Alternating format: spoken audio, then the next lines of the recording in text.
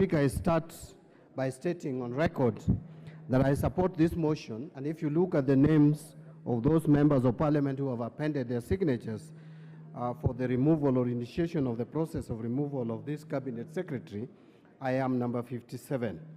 Madam Mr. Speaker, I want to just mention a few things. Number one, National Assembly, Mr. Speaker, has a responsibility, and this responsibility is given to us by the people of Kenya through the constitution that we have today.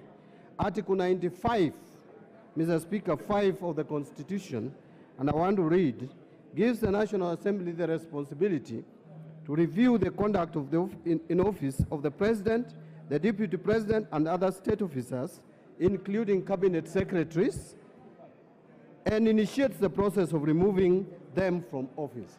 So, Mr. Speaker, what we are embarking on today is one of those cardinal responsibilities given to National Assembly by the people of Kenya to review the conduct of a cabinet secretary, one Linturi, to hold office with a view to initiate the process of removing him.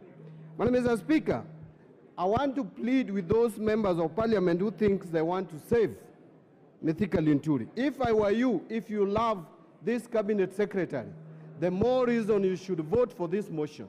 Mr. Speaker, today we are not removing Linturi. By this motion, we are not removing Linturi.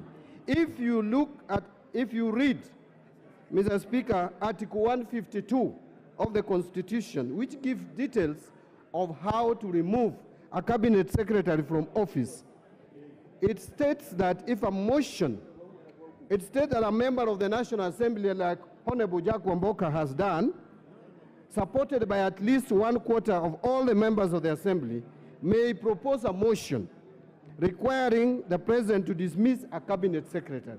That is the motion we are dealing with today. And the grounds are stated.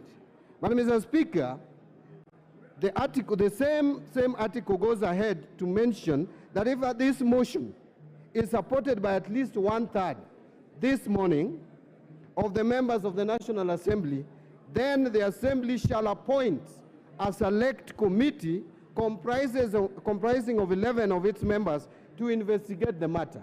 Mr. Speaker, if you look at the document presented to us by Honorable Wamboka, the only way justice can be done to this cabinet secretary is for this House to push this matter forward so that a select committee of this House will have an opportunity to look at the details as presented. How else, Mr. Speaker, will we even know that this telephone call was made by Honorable Linturi if we don't give opportunity to this House to appoint a select committee to go and scrutinize, get to the bottom of these details, and bring a report to us? If they find that these matters are not substantiated, if the committee shall find that these matters are not properly substantiated, then the matter will end there.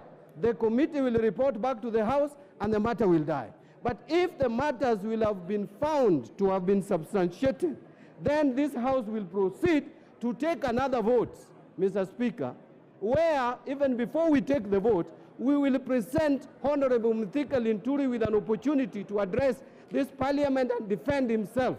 That is the time we will know that he is innocent or is not innocent. But stopping this process at this stage would be reckless, would be careless, and would demonstrate a House that does not know its responsibility. So, Mr. Speaker, I want to also add that it is not just on grounds of gross violation of the provisions of this Constitution that you would initiate a process of removing a cabinet secretary.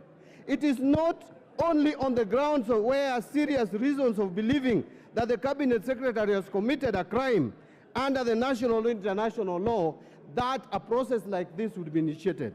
This process would even be initiated if we have a reason to believe that there is gross misconduct on the part of the cabinet secretary. And Mr. Speaker, based on the evidence that Honorable Wamboka has presented to this House, and particularly I'm concerned about the issues of National Cereals and Produce Board. Mr. Speaker, the first question that I would ask those who want to oppose this motion, are you telling us that National Cereals and Produce Board would go ahead with the budgetary provision given by this House as proposed by the Cabinet Secretary, presented to us? We give out money.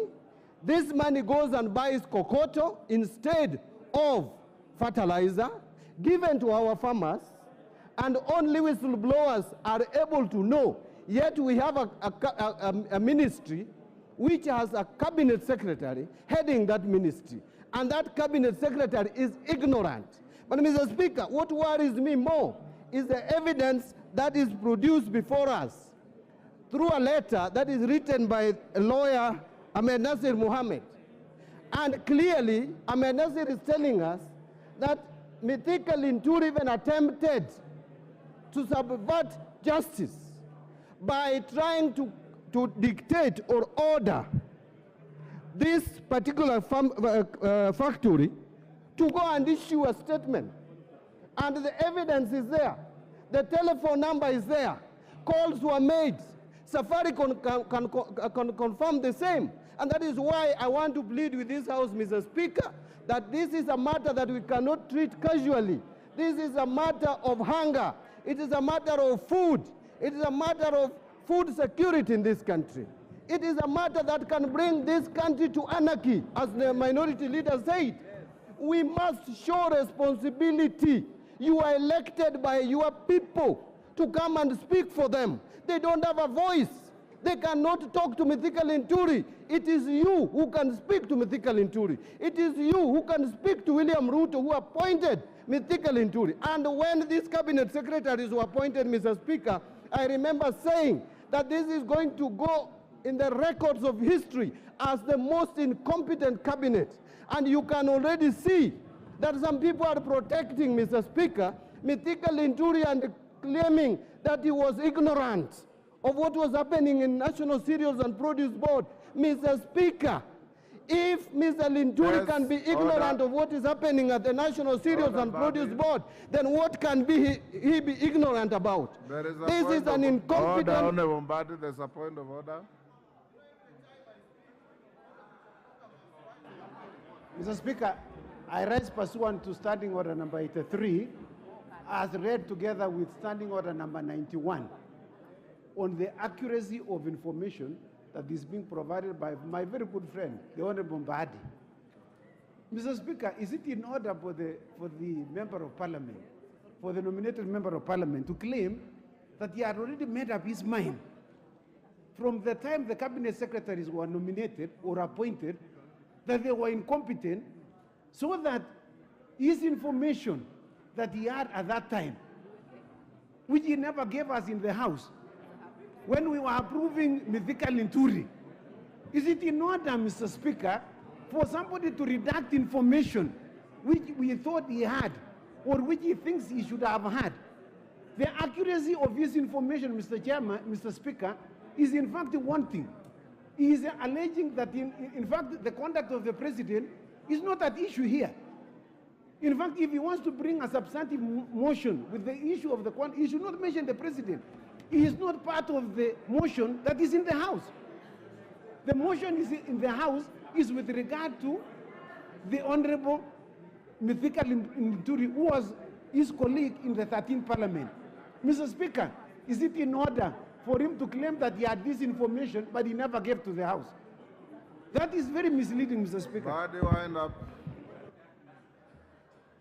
Mr. Speaker, you know, Honorable Chepkonga could be older than me by age, but he is not older than me in this House, and I don't know why he's resting so early. You still have time to be here, so don't rust. Please just remain active, focused on what I say. Mr. Speaker, I was reminding the President, we are appealing to the President as the appointing authority. That is what we are doing here. The President has to remove this cabinet secretary from office. We are speaking to him. We are telling him this is one of your incompetent cabinet secretaries. Please hear us. Listen to us. I said this when these cabinet secretaries were being approved. It is on record. I even use words that I don't want to repeat today. So, Mr. Speaker, what I'm saying in a nutshell, Mr. Speaker, as I wind up, I want to plead with this House. Please allow this motion to go through so that we can appoint a select committee of 11 members to interrogate this matter, look at it into details, look at the evidence adduced, so that if there is no evidence, we will let Linturi continue running the ministry. If there is evidence, let us get him out, get another Kenyan, even if we want a Kenyan from that region where he comes from. There are so many competent Kenyans from that region, that county, that part of the country. Mr. Speaker, I want to plead and persuade, including the majority leader, support this motion so that we can have these matters settled in a professional manner through the committee of this House.